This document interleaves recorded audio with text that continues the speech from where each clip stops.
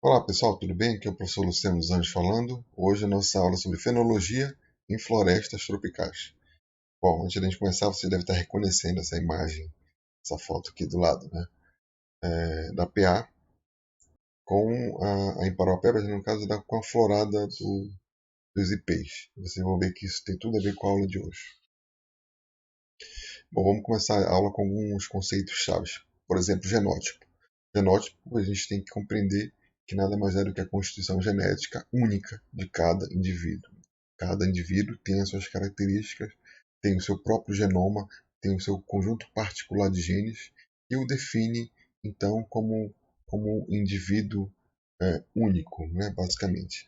Fenótipo, né, nada mais é do que a expressão externa da genética em termos de estrutura e função do organismo. Pensando no genótipo como uma receita, vamos pegar uma receita de bolo, por exemplo, o fenótipo é o próprio bolo em si, são as características do bolo. Maciez, a textura, a quantidade de açúcar, se está muito doce ou não, e por aí vai.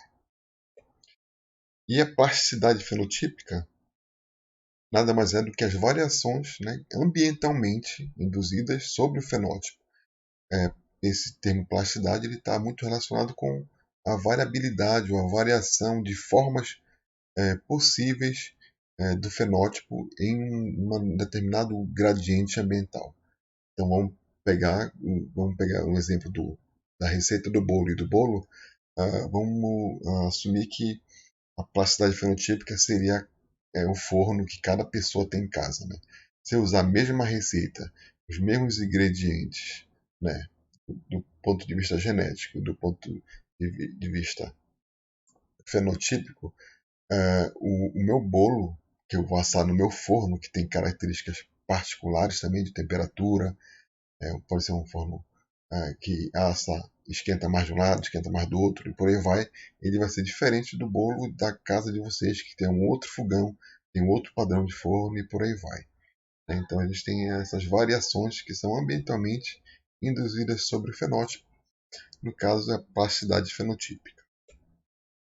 Com essa figura aqui é para exemplificar basicamente que o fenótipo nada mais é do que o resultado dos efeitos, né, do que a gente tem no nosso DNA, do nosso genótipo, combinado com a variação ambiental que aquele indivíduo, que aquele organismo suporta. Plasticidade fenotípica tem. Isso aqui é bem fácil de entender. Esse é um gráfico linear, basicamente, né, mostrando aqui no eixo X que a gente tem exatamente essa função do tipo de ambiente, do ambiente A, do ambiente B. A gente vai ter, obviamente, o reflexo no fenótipo A e no fenótipo B. Isso é chamada norma de reação. Para cada ambiente, eu vou ter uma resposta fenotípica diferente. Bom, aqui um exemplo de plasticidade, exatamente dessa plasticidade fenotípica das formas de crescimento. O exemplo aqui é do Pinus ponderosa, dessa árvore aqui, desse pinheiro, basicamente. Né? Aqui no eixo X a gente tem o diâmetro do tronco e no eixo Y a massa foliar em quilos aqui no gráfico A. No gráfico B a gente tem a altura no eixo Y e diâmetro do tronco, novamente no eixo X. O que a gente observa aqui? As bolinhas azuis são aquelas árvores de pinos de climas frios e úmidos, né? E o vermelhinho são as bolinhas que indicam os pinheiros de ambiente de clima desértico, né? Ou seja, quente e seco.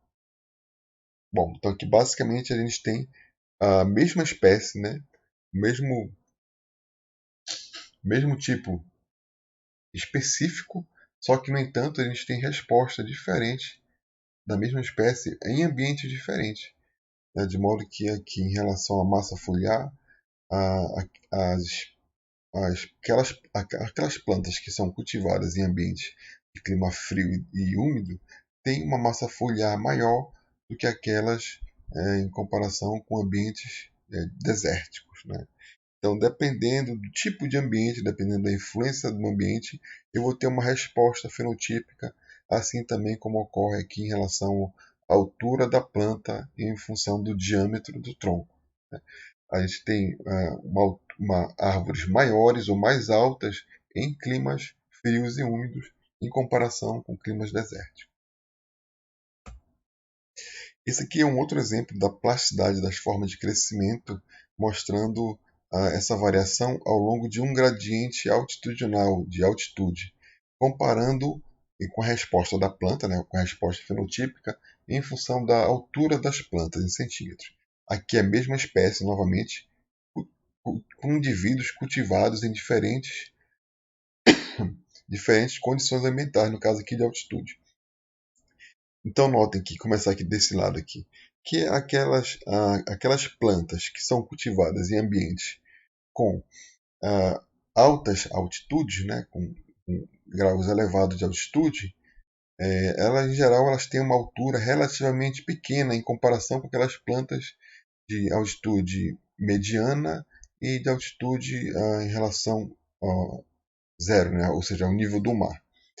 Isso aqui é um exemplo bem típico, né, clássico, né, de plantas que ocorrem em gradientes altitudinais. A gente tem a mesma espécie de planta, só que em ambientes diferentes, e isso vai, obviamente, induzir a resposta fenotípica da planta. Né? E quando a gente fala de plasticidade fenotípica, a gente está falando exatamente dessa amplitude de respostas da fenotípica, né? Que a espécie pode alcançar ao longo de um gradiente ambiental, embora tenha uma constituição genética ou genotípica similar, vamos dizer assim. Outros conceitos chaves são a fenologia, né? Vamos definir o que é fenologia.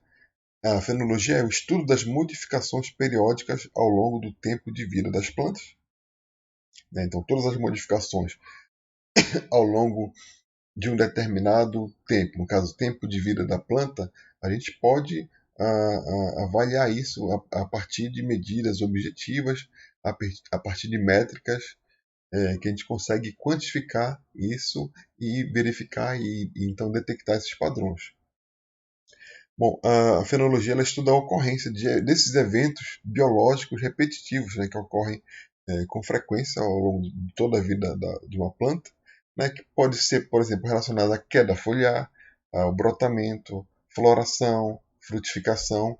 Nessa aula aqui em particular, a gente vai dar uma ênfase maior sobre esse aspecto aqui da fenologia, que é a fenologia da floração. Certo? Isso por uma razão óbvia, né, que a gente está estudando florestas, em geral florestas tropicais, a gente tem uma baixa decidualidade. Então a gente não vai avaliar, por exemplo, a fenologia das florestas tropicais, já que quase não há, por exemplo, queda das folhas ou caducidade das folhas. Tá, ok. E sua relação, né, com os fatores abióticos. Todos esses eventos aqui que ocorrem de forma cíclica, de forma meio que pré-determinada pela planta, né, ela está muito relacionada, em grande parte relacionada com os fatores abióticos, né, que podem ser, por exemplo, variações climáticas, mas também com fatores bióticos, né, de relações interespecíficas, no caso, a relação de herbivoria, com polinizadores, com dispersores, buscando ainda então estabelecer a sazonalidade desses eventos, o quão varia esse fenômeno desses eventos biológicos ao longo de uma série temporal relativamente longa. Né? E para a gente compreender aspectos fenológicos das plantas, a gente precisa dar um passo antes e falar sobre a história de vida, que é uma área bem importante da ecologia, da autoecologia, né? Que a gente precisa então resgatar. Quando a gente estuda a história de vida, a gente está estudando, no caso, em geral, são focadas em espécies particulares. Não é uma medida que é feita com mais de uma espécie. Em geral, a gente, como é um nível de detalhe bem grande, a gente foca numa determinada espécie. E cada espécie tem a sua história de vida, né? Sua história particular. História de vida aqui ela está relacionada com 4 parâmetros básicos, né? Com a fecundidade, com a aparição, longevidade e a maturidade. Por exemplo, uma espécie de animal ou vegetal, ela precisa, embora isso já venha meio que programado no DNA dela, mas ela precisa dizer onde, é, onde ela vai alocar os recursos, no caso que ela está consumindo, né? Então, por exemplo, ela tem que decidir quantas ninhadas eu vou produzir, por exemplo, uma espécie animal, ou quantas frutas eu vou produzir, no caso de uma espécie de planta. Será que é melhor produzir algumas poucas ninhadas, ou então ninhadas grandes ou ninhadas muito pequenas? Em relação à sobrevivência aqui na idade adulta, quanto tempo investir no cuidado parental? Isso aqui não serve para planta, mas serve para animal. Será que eu devo investir, no caso dos mamíferos, que investem mais tempo em cuidado parental com a sua prole, em comparação, por exemplo, com os répteis ou com os invertebrados de maneira geral? Em relação à aparição, quão frequentemente se reproduzir? Em relação à longevidade, quanto tempo viver? Em relação à maturidade, por exemplo, quão rápido crescer e se desenvolver? Quando executar a metamorfose? E por aí vai. Então, essa série de perguntas, a espécie tem, obviamente, uma programação que é herdada dos seus ancestrais, né, a partir do DNA, mas ela precisa, ao longo da relação dela com o ambiente físico, com o meio biótico, ela precisa decidir exatamente essas questões que são cruciais para garantir, a qualquer custo, vamos dizer assim, que tenha uma otimização do processo evolutivo, né, de modo que ela consiga garantir a otimização entre uma relação de custo-benefício entre investir tanto e deixar tantos descendentes para a próxima geração. Com relação à expectativa de vida, isso é mais fácil de compreender para as plantas, né? A gente tem basicamente dois tipos de plantas, né? Aquelas plantas perenes, onde são, em geral, a gente tem os arbustos lignificados, né? Arbustos, ou então as, as árvores, né? Onde a gente tem uma longa, em geral, uma longa vida desses dois tipos de forma de vida, né? Em termos de expectativa de vida, longa vida. E tem também as plantas anuais, que ela tem um ciclo de vida bem curto, né? E, obviamente, a gente está falando de plantas que têm que cumprir a sobrevivência, o crescimento e reprodução em um intervalo aproximadamente de um ano. Em geral, são essas plantas aqui que não têm, são plantas herbáceas que não têm quase é, lignificação no caule, ou então são mais aquelas espécies de,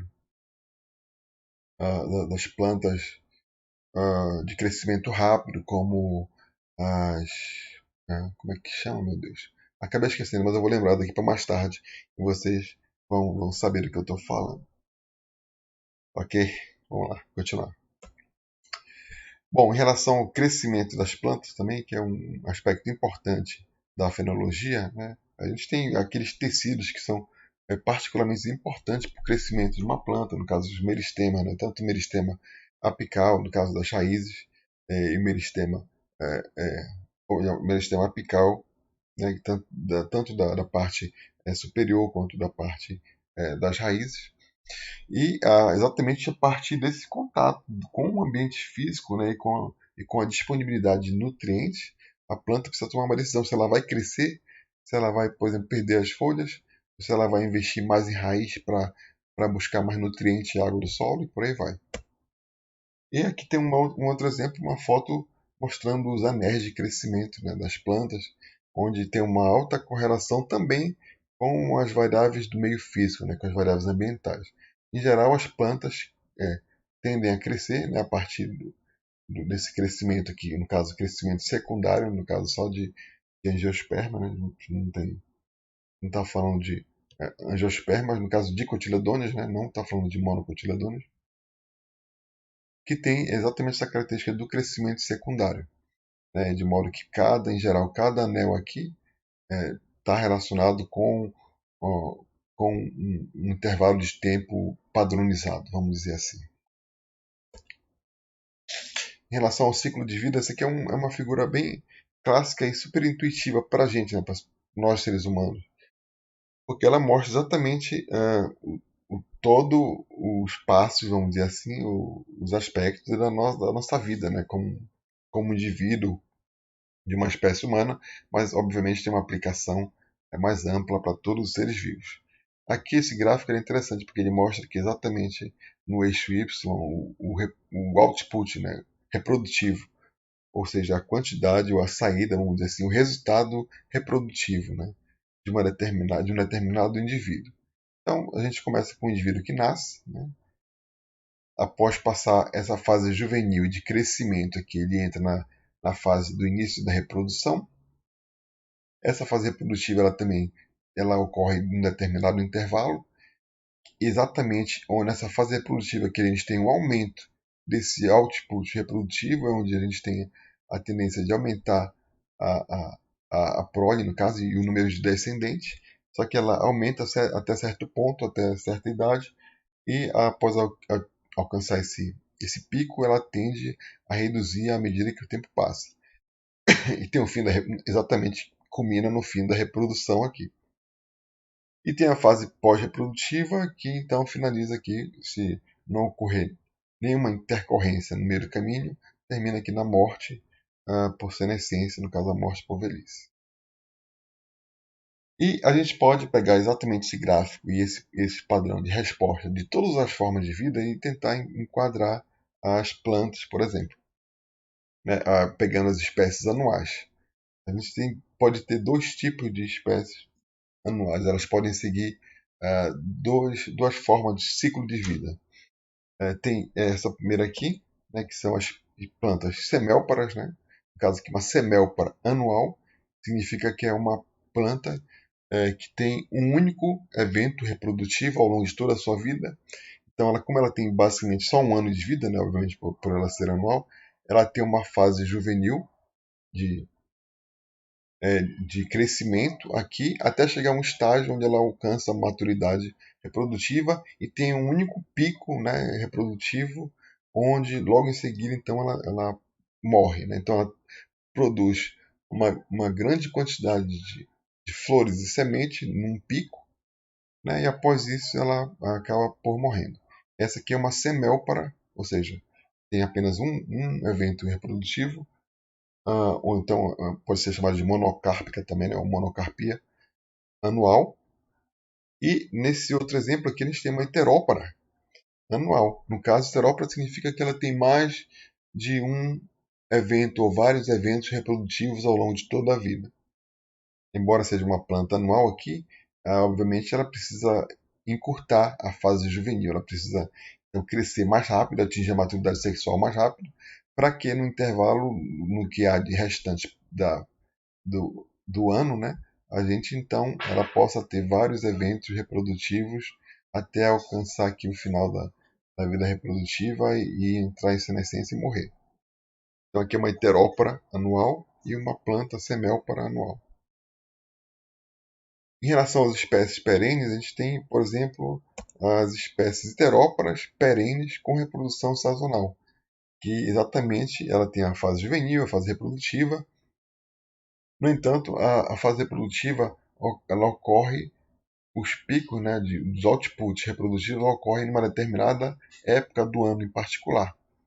Né, e a tendência, novamente, ela começa crescendo no nível mais baixo, né, à medida que o tempo passa, ela aumenta até atingir um máximo aqui novamente. Se a gente for observar essas curvas aqui de reprodução, a gente vai ver que tem uma curva que está acompanhando aqui com um crescimento, depois, novamente, uma redução. Mas ela é uma planta, ela tem vários eventos reprodutivos e ele ocorre em geral em determinado período do ano. É uma heterópara perene com reprodução sazonal. Um outro padrão de espécie perene, no caso, são as heteróparas perenes com reprodução contínua. Né? A gente tem exatamente aqui a fase juvenil, e a fase reprodutiva ela inicia e ela tende então a ter vários eventos de forma tão concomitante que a gente imagina que ela passe a vida toda da fase reprodutiva dela se reproduzindo, né? Produzindo flores então e sementes, até chegar ao fim da vida. Uma heterópara perene. com reprodução contínua. Então a gente tem vários padrões. Se a gente pode pegar cada planta e tentar, cada espécie de planta que eu trabalho, por exemplo, e tentar enquadrar num desses padrões de ciclo de vida. A gente vai ver que faz muito sentido do ponto de vista biológico e ecológico também. Outro exemplo de espécie perene, no caso, são as semélparas. Existem espécies perenes que são semélparas, que têm apenas um evento reprodutivo, tem uma longa fase juvenil, né, de crescimento aqui no caso, no ano 1, ano 2, ano 3, até chegar então nesse ano aqui em particular, que ela então dedica toda a sua energia acumulada para um único evento reprodutivo. Isso ocorre muito com plantas de deserto, né, que a gente tem plantas que têm aproveitado aquela oportunidade que é extremamente sazonal da quantidade de água.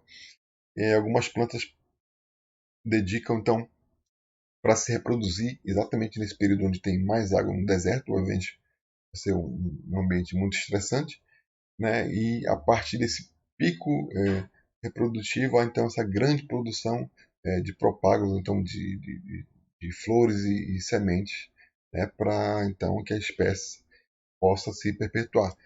Outro exemplo também clássico de semélpora perene são os bambus, né? Os bambus a gente não vê a flor do bambu a não ser que seja nesse evento que ele já está então para entrar na fase de senescência. Então, os bambus são plantas que investem, dedicam uma boa parte da sua energia no final da vida exatamente para se reproduzir.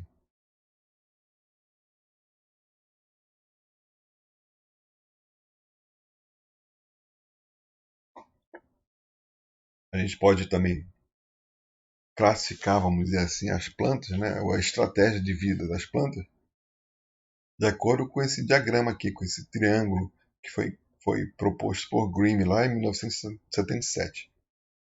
Bom, basicamente ele divide todas as plantas em três tipos em relação à estratégia de vida. Temos as plantas competidoras, as plantas tolerantes ao estresse e as plantas ruderais.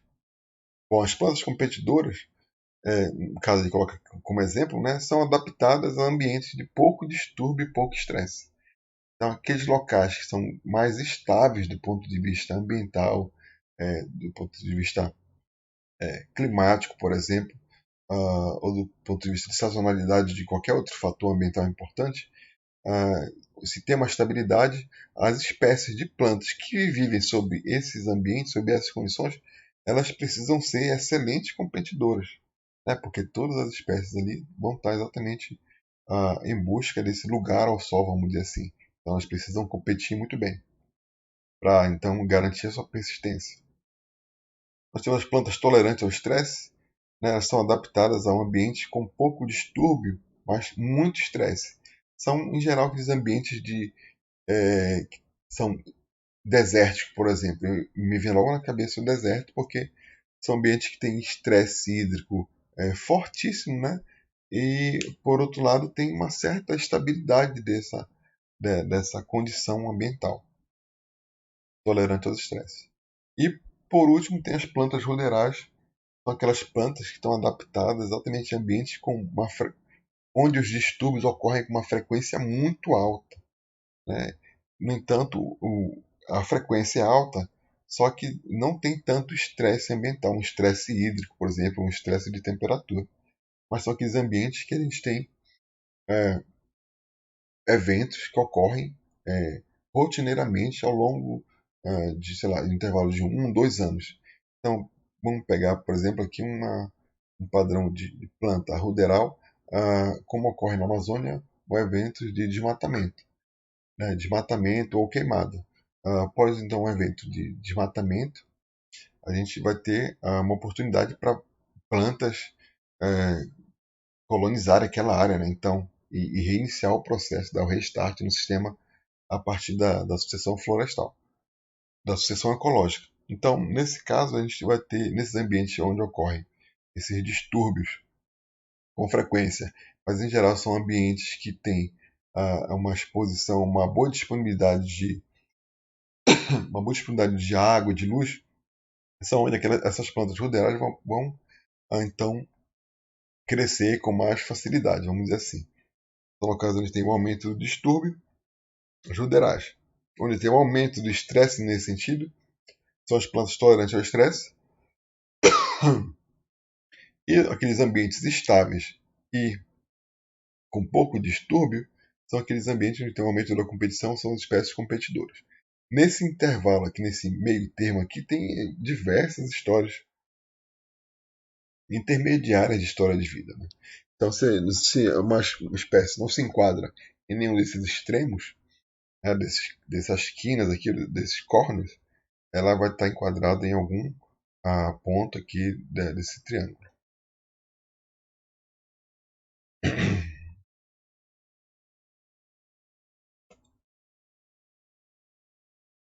Aqui, novamente, algumas características ambientais em relação à estratégia de vida das plantas.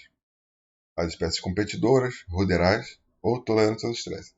Aqui é o mesmo sistema, só que de uma forma diferente de apresentar. Tolerantes ao estresse, competidores e ruderais. Bom, em geral, espécies competidoras pode classificar como pode ser ervas, pode ser arbustos, em geral são árvores também. Né? As ruderais são ervas, normalmente também são as plantas anuais. Tolerantes ao estresse são os líquens, ervas, arbustos ou árvores que são normalmente perenes, mas que são adaptados então a essa condição de forte estresse ambiental. E em relação à história de vida, essas plantas têm algumas características bem peculiares. Né? Por exemplo, a taxa de crescimento de uma espécie que é adaptada a ambientes com uma frequência muito alta de distúrbios, ela tem que crescer muito rápido, tem que tentar produzir e se reproduzindo mais rápido ainda, né? Exatamente porque um próximo evento de distúrbio está muito próximo. Então as plantas buscaram ao longo da sua história evolutiva se adaptar também, né, de maneira a otimizar os recursos para garantir a sua persistência a cada tipo de ambiente em que ela ocorra. Né, então vocês vão ler aqui que tem várias características aqui que são importantes, eu vou passar aqui mais rápido. Aqui a gente tem um exemplo bem legal que é exatamente de a classificação, característica de duas espécies, né, do mesmo gênero, que é interessante isso, que tem essa relação de parentesco e filogenético, só que são espécies completamente diferentes do ponto de vista de história de vida. A Labelia é Telec e, no caso, Labelia é queniense, que é lá no Monte Quênia, na África. Então, a Labelia Telec ela é uma espécie semélpara, por exemplo, enquanto que Labelia queniensis é uma espécie terópara. Vocês podem avaliar isso aqui, que obviamente eu vou cobrar na prova, né? Eu não vou ler cada um desses itens aqui, mas vocês podem avaliar que, embora elas sejam filogeneticamente aparentadas, elas têm respostas completamente diferentes porque elas vivem em ambientes diferentes também. Então ela tem características de crescimento e reprodutivos completamente diferentes. E a gente combina então exatamente para definir esses dois tipos de estratégias de vida que são uma espécie de padronização para todas as formas de vida.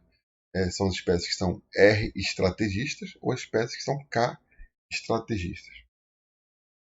Em relação ao tipo de hábitat, por exemplo, as espécies que são R estrategistas, ou seja, que elas investem bastante em R de reprodução mesmo, né? Investem bastante em reprodução rápida, ela vive em ambientes com hábitats variáveis, enquanto que esse K aqui é do parâmetro de estabilidade das populações, né?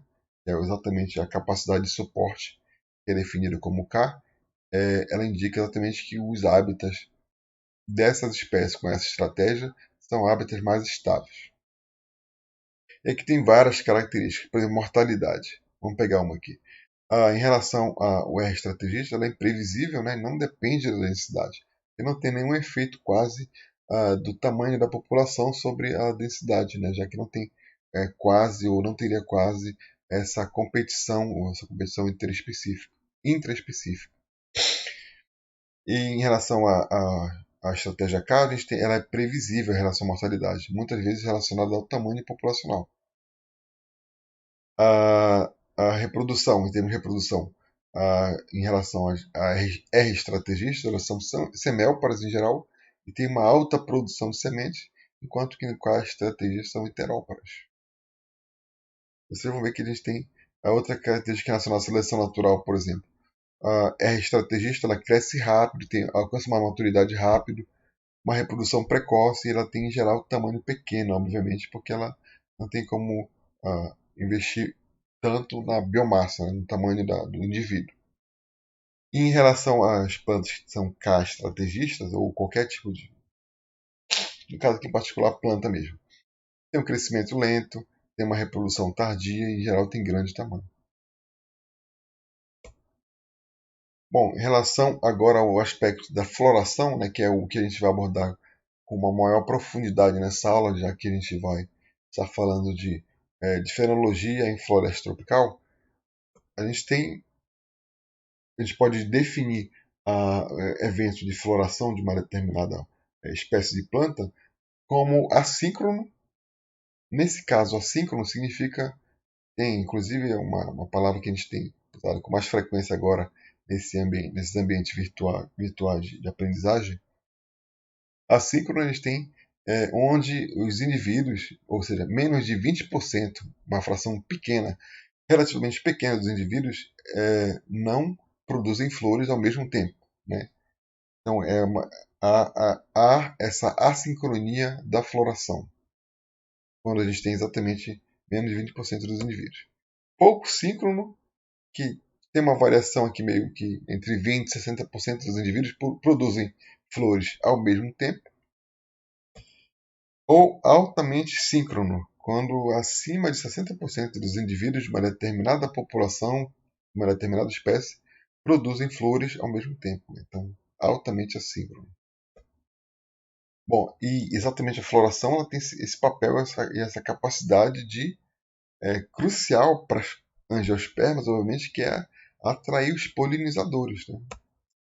Isso promove, obviamente, o fluxo de pólen, que vai garantir esse fluxo de pólen entre plantas diferentes, vai garantir a diversidade genética entre os indivíduos, né, e garantindo a manutenção e uma estabilidade maior para a população. E também ela permite exatamente essa reprodução cruzada, né, essa troca de material genético entre os indivíduos, que aumenta ou melhor, diminui a chance de um risco de extinção, por exemplo. Em relação à floração nos trópicos, a gente tem aqui algumas características, já que a maior parte da floração ocorre no período seco, né, para as plantas tropicais. A gente tem, por exemplo, a falta de chuva, né, e quais são as implicações disso? Ela previne que as flores caiam, por exemplo, ela previne a diluição do néctar, né, que é exatamente esse recurso que serve para atrair então, os polinizadores, e ela evita largar também os buracos dos insetos. Em relação à secura do ar, ou umidade relativa do ar, ela concentra o néctar, ela facilita a secagem das vagens, ela facilita a deiscência explosiva dos frutos, né, ou a abertura dos frutos, e também ela reduz a atividade dos fungos. Os fungos são menos ativos em condições mais secas, né? Obviamente porque eles dependem diretamente da umidade. Ah, e também tem, no período seco, tem a ausência de folhas, né, que pode facilitar a localização das flores e frutos pelos polinizadores e dispersores, por exemplo.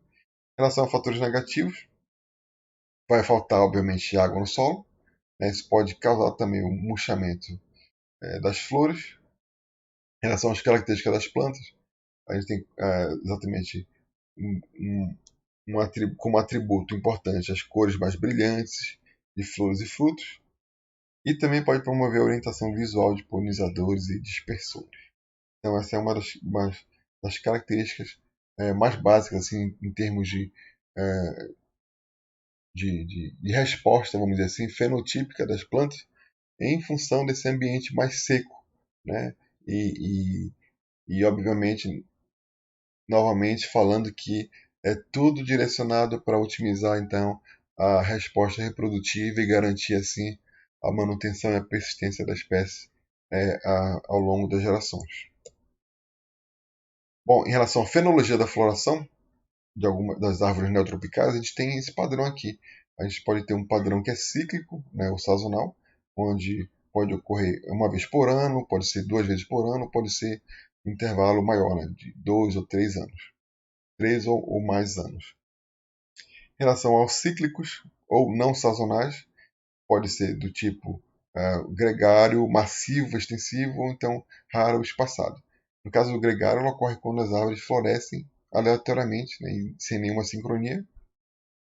Massivo e extensivo ocorre quando um evento ambiental ele aciona, no caso um evento pode ser uma característica climática de uma determinada região, pode antecipar então esses eventos, acionando a floração sincronizada, né, de muitos indivíduos, enquanto outros eventos prolongam o processo de floração, fazendo com que ocorra mais ou menos numa sequência. E em relação ao tipo de floração rara ou espaçada, ela ocorre apenas quando um número muito pequeno de indivíduos entra no estágio, no caso um período de 3 ou mais anos. No caso, isso inclui aqui a semioparidade, né, ou a monocarpia, que são sinônimos, basicamente.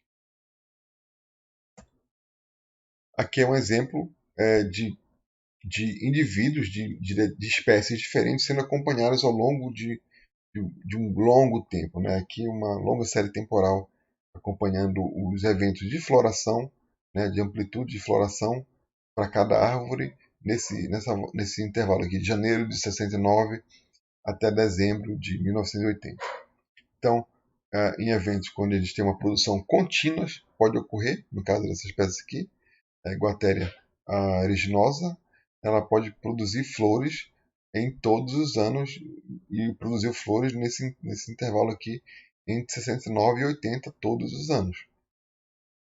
Ela pode ocorrer uma vez por ano, né, esse padrão aqui subanual, tem um padrão de floração, né, bem claro aqui, ou no caso ela pode ocorrer no caso 2 vezes ou mais por ano aqui, né?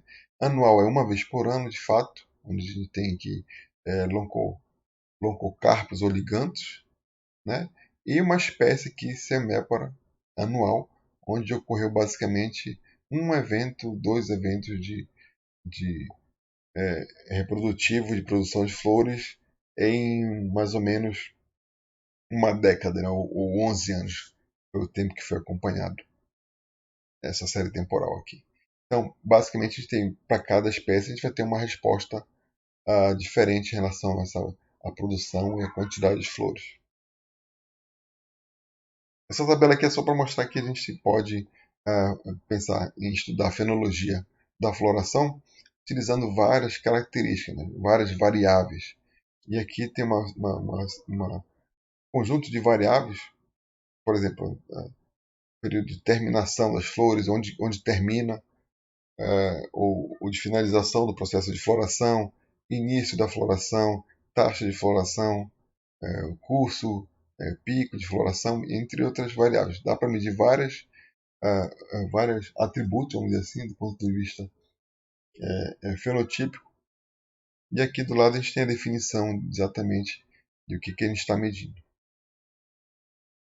Bom, falando de floração, obviamente a gente tem que falar de polinização, né, que exatamente esse padrão que permitiu, sobretudo, tem uma grande importância no, na dominância das angiospermas em comparação com os outros grupos. Né? Ela permite exatamente essa reprodução sexuada das plantas, né?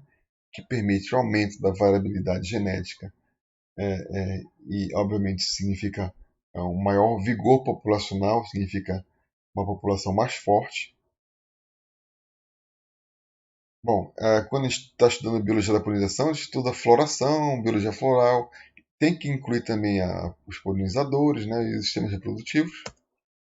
A gente tem que levar em conta também a disponibilidade dos recursos florais, que pode variar ao longo do ano ou variar de maneira mais sazonal ao longo das décadas, por exemplo. E tem esse dado aqui bem interessante que a polinização ela é um componente fundamental do processo reprodutivo e de perpetuação das espécies, né, já que ela é a maior parte, 87,5%, depende, no caso, de agentes bióticos ou de outras espécies para polinizar as suas populações. Né? Então a gente tem a polinização biótica aqui como fundamental do ponto de vista do sucesso, como uma vantagem competitiva em relação competitiva e uma vantagem evolutiva também em relação aos outros grupos de plantas.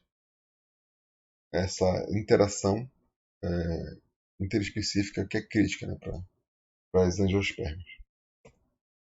Em relação aos sistemas reprodutivos, a gente pode definir alguns tipos de polinização. A alogamia, ou polinização cruzada, né, nada mais é do que a transferência de pólen da antera para o estigma de uma flor que está situada em outra planta, mas que é da mesma espécie. Né, o típico que ocorre na maioria das plantas. Pode ser geitonogamia também, é a transferência do pólen da antera de uma flor para o estigma de uma outra flor situada na mesma planta, geralmente com flores masculinas e femininas, no caso são as plantas monóicas. Autogamia ou autopolinização é a transferência do pólen da antera para o estigma da mesma flor. Isso ocorre quando a planta é hermafrodita. Tipo de polinização, basicamente, a gente tem dois tipos de espécies: a espécie monóica e a espécie dioica. Monóicas são aquelas plantas onde as flores têm estames e pistilos no mesmo indivíduo. As espécies dioicas, a gente tem as flores estaminadas, pistiladas e pistiladas em indivíduos diferentes. No caso, para espécies dioicas, é fundamental que haja essa sincronia da floração, exatamente para garantir que a gente haja essa troca gênica, essa troca polínica entre os indivíduos. As plantas dioicas têm que ter essa alta sincronia entre os eventos de floração. Aqui é um esquema mostrando basicamente o que eu falei dos tipos de plantas que podem ser hermafroditas, monóicas e dioicas. Né? E aqui em A, B e C e D a gente tem os tipos dos eventos de polinização. Né? Que pode ser autogamia, geitonogamia, alogamia. Aqui em hermafroditas, por exemplo, as plantas que têm exatamente as flores completas. Né? Uma flor ela tem tanto os estigmas, né, quanto os pistilos na mesma flor. Né? E aqui o A, então ela poderia se autopolinizar, né? Ou então poderia ocorrer a geitonogamia também, na mesma planta. Ou pode ocorrer também o C, né? Ou seja, a alogamia, que é em plantas diferentes. Em relação às monóicas, a gente tem plantas com flores de ambos os sexos, né? Então cada planta tem uma flor, pode ser masculina ou planta com uma flor feminina. Né, de modo que ocorre, só não pode mais ocorrer aqui a autogamia, né, mas pode ocorrer, no caso, a geitonogamia e a alogamia e também a xenogamia, assim como as hermafroditas. Xenogamia é quando a gente tem um cruzamento com uma outra espécie, né, espécie diferente de planta. Pode ocorrer também, ou do mesmo gênero.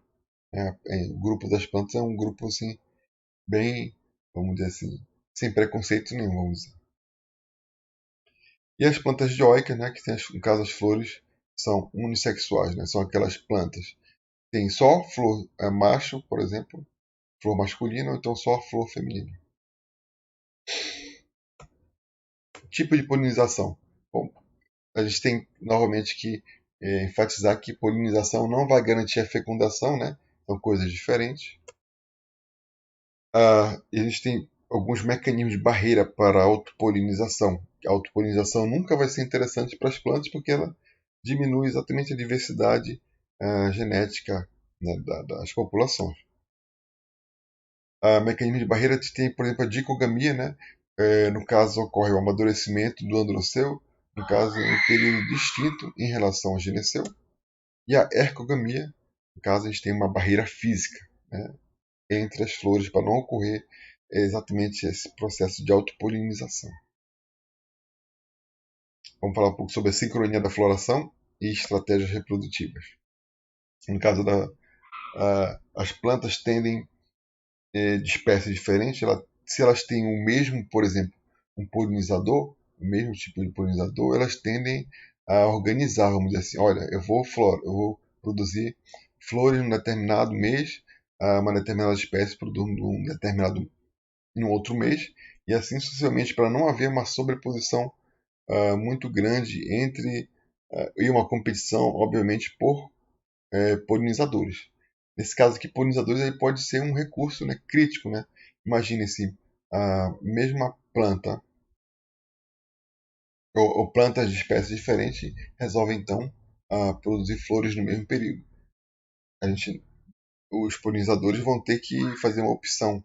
Né? Isso, obviamente, já tem um efeito aí da seleção natural já atuando para tentar reduzir essa competição interespecífica, de modo que a gente tenha a atuação do polinizador que tenha recursos ao longo de todo o ano, né?